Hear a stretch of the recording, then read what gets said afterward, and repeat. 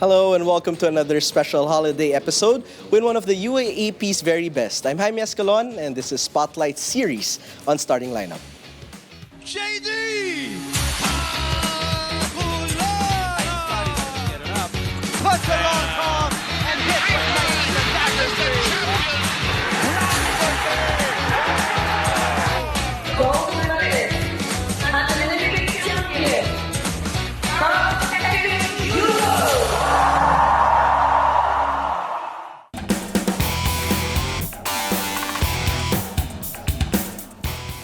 It is a pleasure to put the spotlight on our latest UAAP champion. He is a multi-time UAAP mythical team member, a SEA Games gold medalist, a two-time UAAP champion, and most recently, the Season 88 Finals MVP. But more importantly, he's just an amazing person. The motor of the De La Salle Green Archers, Mike Phillips. Thank you. Mike, thank you so much for being with us. I appreciate it. On this special episode just for you. I know you don't like when we put the spotlight on you, but this is a good way to honor those, the village that helped you got here. But Mike, we have to go back to the beginning. Let's do it. The way you fell in love with basketball. Maybe, pwede mo ikwento yun. How did you fall in love with basketball in the first place? Well, I think it started off, I just really wanted to be like my dad and my older brothers. You know, being the bunso, you know, yung dalawang kuya ko, grabe, I always saw them, you know, lacing up their shoes, putting on their practice gear. I was like, of course, I want to be like them. Whatever they did, I thought it was the coolest thing ever.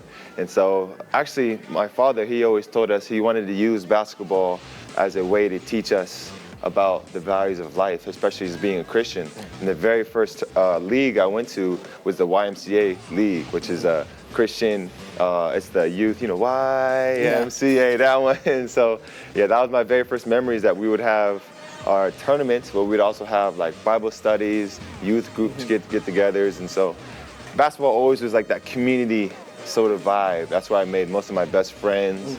Even people coming to the games were all my classmates, and it just gave us an excuse to really always get together.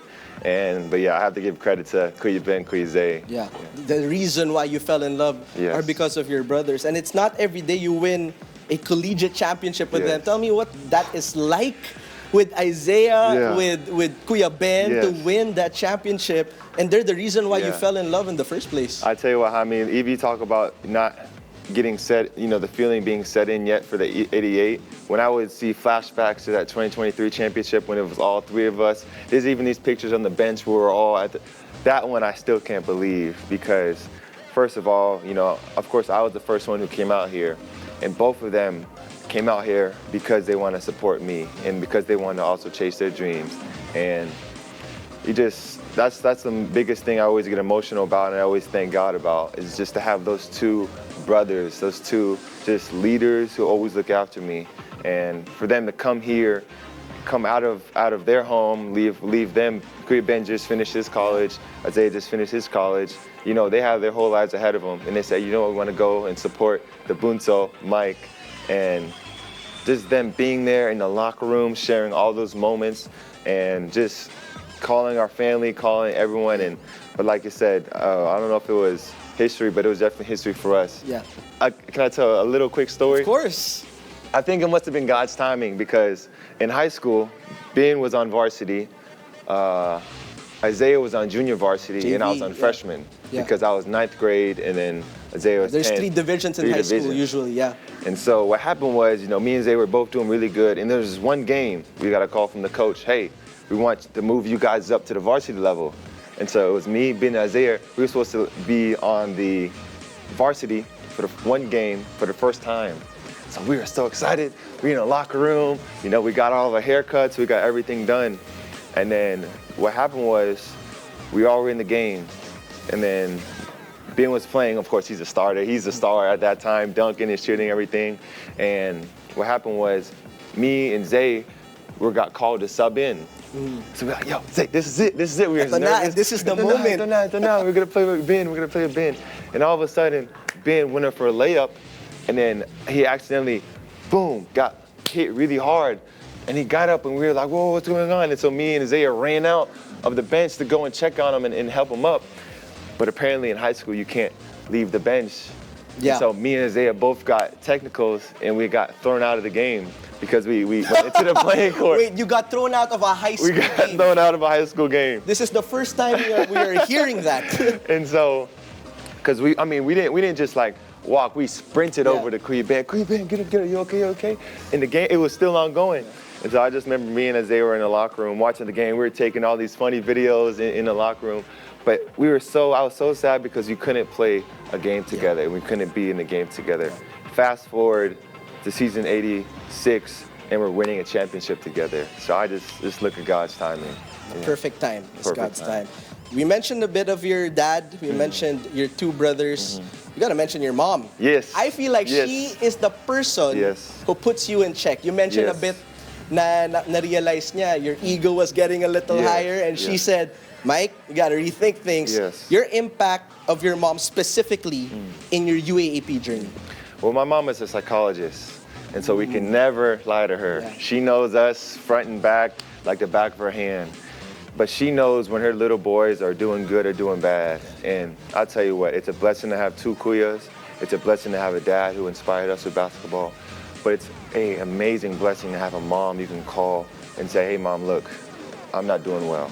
Or, hey, Mom, I'm doing well. Hey, Mom, can I talk to you about something Was personal? there a specific time that you, whatever season between 84 and 88, where I need to call my mom, it's been dark, you've had confidence issues in the UAP. Was there a time that you just had to call her? I would say 2 times. The first time was during my concussions. I had these brain injuries back to back to back.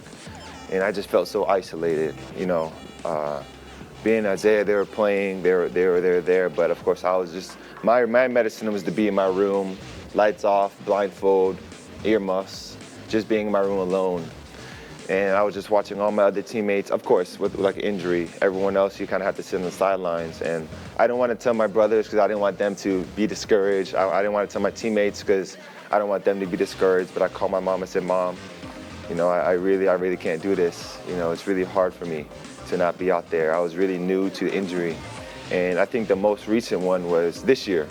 I said, Mom, Kuya Zay aren't here anymore. You know, it's just me here. And I was excited to kind of go on this new journey by myself this past year. And I realized season 84, 85, Kuya Ben was with me. Season 86, both of them were with me. Season 87, Isaiah was with me. Season 88 was the only season that I was technically alone. And I was like, Mom, this is where I really feel homesick. I feel homesick. And I never wanted to admit it. Of course, I never wanted to call my parents. I don't want them to worry. Yeah. But I called my mom, and she just showering me with prayer. And she gave me so much encouragement. She knew just what to say. She knew everything that I was thinking, what I was going through. And she just talked me through it. And yeah, she's just been that rock for me, especially this past season. Moms truly know best. One last question though. Your dad. Yes. I mean, your jersey number has something to do with Yes. your dad, and you speak highly of him. What do you think he's thinking now? I'm sure he's proud, but how do you honor your dad? Wow, that's a great question. You know, every time he texts me, he says, proud of you, son. I don't tell him this, but every time I screenshot it, because we've been... Screenshot, Yes. you have it saved. And just say, you said, how do I honor my dad? We have this gesture we do ever since my high school days. A very quick short story. In the United States, in my freshman year of high school, right after I got thrown out of the game, but that following year, I was recruited to go down and play to Florida in basketball. And of course, my mom still had her job, and my brother and Kuya Ben and Kuya Zay were about to get ready to go to college. And so the original plan was for me to move down to Florida by myself. But my dad said, nope, I'm not letting you go down there by yourself. I'm gonna be with you. And he left and moved down to Florida. We got a little townhome down there, and he left. And that's when me and him really got really close. And watching him, you know, one of the first times being away from my mom, I really saw how it affected him, but I just saw how strong he was. And he would drive me 6, 8, 10 hours just for practices, for games, going around, summer leagues, any place. if we had AAU, we would go in Vegas, Dallas, The Arizona. sacrifice he did. Never once did I see him complain. Not once. Never once. Mike will we'll talk more about your family Yes. and your family in Salle. We'll talk more about your journey because there's just so much to unwrap Yes. here. So stay tuned. You're watching the Spotlight series on Starting Lineup.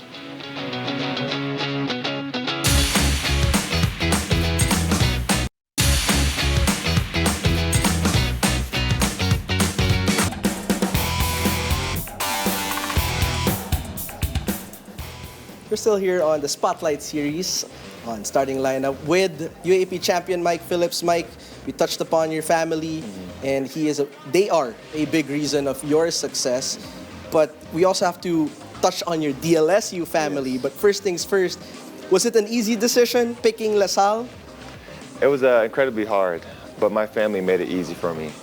The only one who didn't like it at first, of course, was my mom. You know, I'll be the first one to admit I'm a mama's boy. Di halata, Mike. And so she said, you know, she really didn't want me to leave. She said, dito ka lang sa Florida, dito. You just malapit lang and be here. And, you know, but then, you know, we made a family decision and we prayed about it. And I would say that was the biggest leap of faith. And that may have been, in my personal journey as a Christian, the biggest leap of faith and the starter to my discovering my faith here in the Philippines. There are a lot of people who helped you in the LSU, and I think this is just an amazing platform to honor those people who, without your family being long distance, and one of them is, he's not just a security guard. I know him in the community very well. Yes. Dolly Sasalta. Yes. I think we can honor his name here. And I get goosebumps because I've never seen you more emotional. Yeah. After a game, I've never seen you that emotional. How big was Dolio to make sure you're okay? Because your UAAP career, there was, I'm sure, a lot of pressure. He was instrumental. He was one of the closest people I've been to in Salle. You talk about, you know, wanting to call my mother at times. He would, most of the time, do the night shift. You know, they would switch every week, but he would do that night shift. And every single time where hindi ko talaga makatulog, ang dami kong naiisip, ang dami kong problema, I would just go to him. I would go down the stairs. I would go to, I called him my friend, Doleo. And he would just parang laging gumaan yung loob ko. Nawala lahat ng Like pain. a guardian angel. Literally. Everything, yeah. I actually do believe he was, and just seeing how he would sacrifice for his family, how he would always just be that smile. He taught me Ilonggo, a little bit of Ilonggo. He taught me Turagsoy, the song, and yeah, he was just always there for me when he didn't have to. Yeah. And he always did more than just his job. You know, his job is to guard and be there, but, you know. He went above and beyond. More than above, yes. Yes. How difficult was it to go through that? I mean, Yes. he was a best friend, like you Yes. said, and it was in season, right? How did you kind of handle everything and still play through season 87? Well, you know, seeing someone, not almost every day, every single day, every time I go home, he's there waiting on us with that big smile. He's a trademark smile of his. And the most hurtful part was losing him out of nowhere. You know, it wasn't this drawn out process. It was all of a sudden. And I just had, you know, so much denial, so much, but the most emotional part was it wasn't just I who was impacted, the whole entire team, especially the players. And when we went there and visited, you know, I just remember just crying until I couldn't have tears anymore. But we all shared that. We all shared that together. And even though with his passing, you know, when he was alive, he helped the team so much. And in his passing, he gave us something really to center everyone around. And it's definitely incredibly hard seeing someone you see every day, and then all of a sudden I'm looking for him, you know. Okay, so if he's not in the morning shift, he could be in the night shift, but yeah, we really dedicated everything, especially that game right after his passing. And I'm sure he's smiling. Yes. You won a championship, and I'm sure he's very proud. Yes. And one person who is also very proud is Coach Topex Robinson. Yes. Is he like a tatay to you? Is he like also this father figure? How would you describe your relationship with Coach Topex? He's someone that just really, he's always been so observant. You know, I kind of, that trait that I talked about my mom, you know, he really takes time to kind of look and see behind the scenes. He really realizes that a lot of us, especially when he first came in, a lot of us wore masks. A lot of us, you know, acted tough, acted like everything was okay. And the moments, what I love about Coach Topex, not the championship moments, not his expertise, X and O's. It's those little moments where he pulls you to the side and asks, is everything okay? And he has... And yeah. how did you feel when your coach, Yeah. you can feel he genuinely cares? Did that make you want to play 110% more? Yes. It just puts that trust. Not this trust that you're a coach, I respect you. It's you care for me. And so I'm going to go out there and die for you on the court because you care for me. And you go that extra step to make sure I'm okay. And so we're going to all play our hardest for you because you took the time out of your job and out of your day to make sure that this unit, and this is a safe space. What's your favorite memory of him? That you will absolutely, 10 years from now, maybe when you have kids, Yes. and he's Lolo Topex. Lolo Topex. When he's Lolo Topex Robinson, what would be your favorite memory of Coach Topex?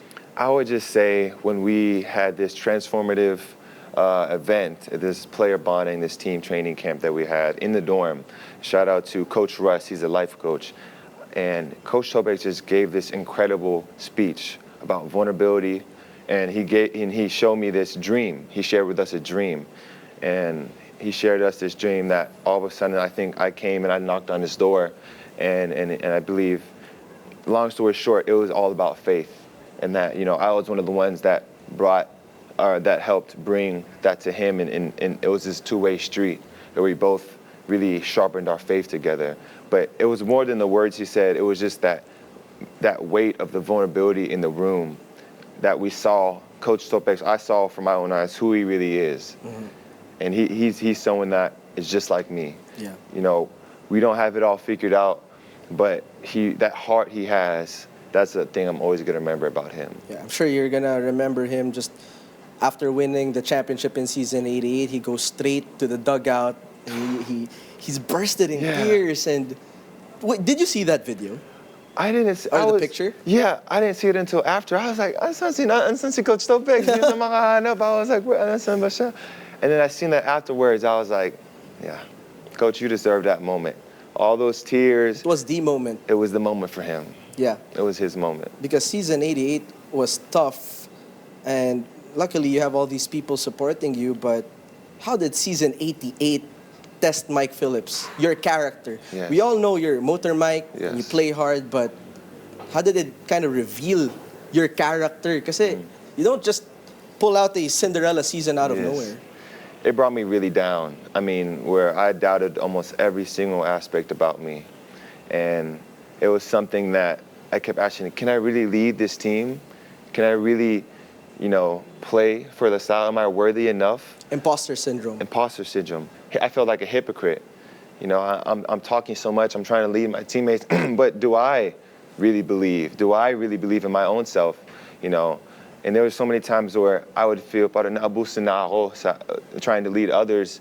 I was like, wait, what about myself? Tao ka lang din, Mike, no? Yes. You felt empty in a way. Yes, and that's when I realized that's when the village comes in.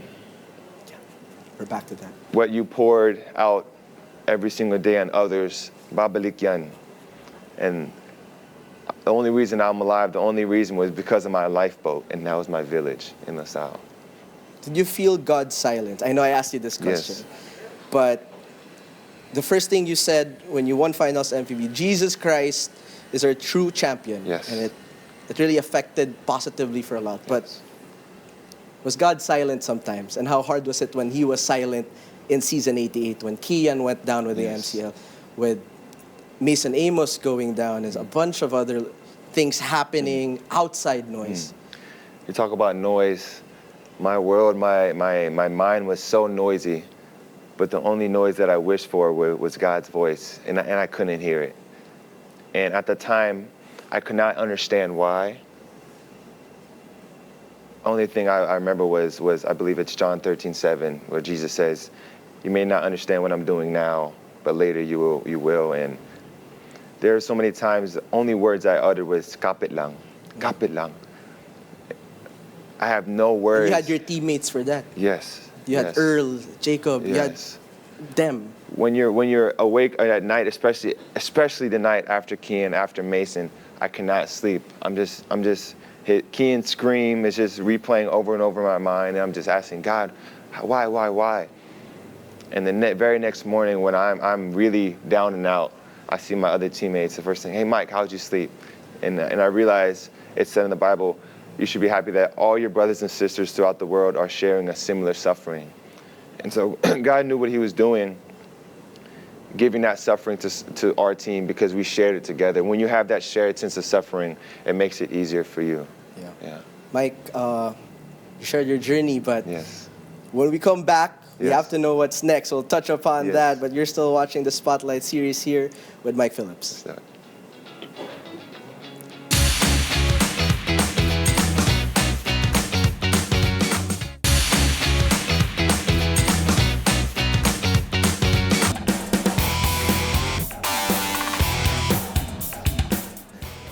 The journey has come to an end with Mike Phillips in the UAAP. But what a journey has been really for you. I mean, all these awards, all these accolades and praise. My question though, how did you make sure you were centered? Because I know you talked about this with your mom, yung Yes. ego. Yes. Ego is the enemy, but how did you make sure that you're always centered among all these awards? I just remember the feeling of me being so not centered, me being Can you tell self-centered. more about that? Yes. May yumabang na lumabas, Mike. Sobrang mayabang ako dati. And the thing was, it's these little thoughts that if I don't catch them there, they really go up into. But Jaime, I believe before I thought, like I said in my testimony, I thought I was worth more than people. I thought all these people were coming here to see me.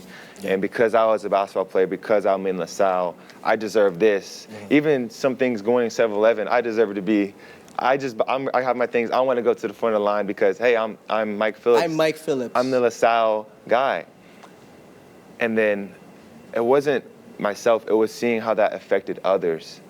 And Jesus, he brought me down and he used my mom, like you said, he used my mom to really show me. And once I would go back in the past all these times where I put myself above others and how that was the thing that was actually killing me from the inside. You talk about this year when I was only focused on others, when it came for me, when I was down and out, that's when they came. Before, I was only focused on myself. So when I was down and out, I was down and out. This was a version of yourself you absolutely did not like. Around Did not what like. season was this, would you say? This is my first couple of years at LaSalle, 84, So 85. all the lights, Yes. all the fame, Yes. and the social media, like Yes. Mike Phillips is going to be an amazing. Yes. It got to you. It was that got to you. battle, consistent battle between, you talk about being a hypocrite. I'm trying so hard, but I believe I had this fake humility. You know, I would say, I would think I was humility. I wanted to stay humble, stay hungry, but deep down, you know, it says God searches your hearts. And it wasn't until I asked God to search my heart and he saw my prideful heart. On the surface, I believe, oh, I'm amazing, you know, okay, I'm humble, you know, credit to my teammate, do this, but when I went home at night and when I was checking Instagram over and over and over, only looking for my name, when I was searching my name up on the boost Twitter your ego. to boost my ego. Okay. When I had a bad game, I didn't care. I wanted to see, am I getting hits? What are people saying about me? That's when I knew I had a problem. That's when I knew, yeah. You had a deep reflection. A deep of reflection, yourself. yes. Are you proud of the person you are now? I would say I'm proud of how Jesus has worked in my life. Yeah. And sometimes I pray to God, I always say, let your will be done. And I say, I'm not perfect, but I know someone who is. Yeah. And I said, Lord, use me as a good example, as a bad example. If you want to use me to see someone who was a hypocrite and was actually prideful, that still brings people to the kingdom, because you can say, hey, I don't want to be like this person. Yeah. It's only by God's grace that I was able to be humbled, and I'm still trying to practice humility. It's only God's grace that hopefully I'm not a bad example to the young generation. And So, so, Mike, yeah. dati pala, you're always looking at Yes, your phone of yes, your highlights. Hey, they yes. were human after all. Yes. But Mike, it's been an amazing, medyo bitin, I know, Yes. but it's been an amazing conversation with you. And I'm sure a lot of the UAAP fans, the DLSU fans, are wondering, what's next? Yes. What's next for Mike Phillips? Yes, so I'm so grateful to have Kuya like Kuya Ben. I know we said his name so much, but he's been really the one who's really handling everything for me. And so tomorrow morning, I'm going to sit down with him, and we're really going to try and see all of our options. And so I'm going to pray as hard as I can, and hopefully, wherever I'm at in 2026, I'll still try to glorify God's name with a platform. And long term, I really wish my dream. You talk about what's next. Not for me, but for my family, I want to really retire my family here in the Philippines. I love that. That's my dream. That's a dream. That's and my dream. we hope to join you in that dream. Mike, I hope you remember you're an amazing person. Thank you. And I hope Thank you. know that the UAAP will miss you. Thank you so much. Thank you so much. For joining Thank us you, here Jaime. on Starting Lineup. Thank and you. Thank you for watching this Spotlight Series episode. My name is Jaime Escalon. This is Starting Lineup.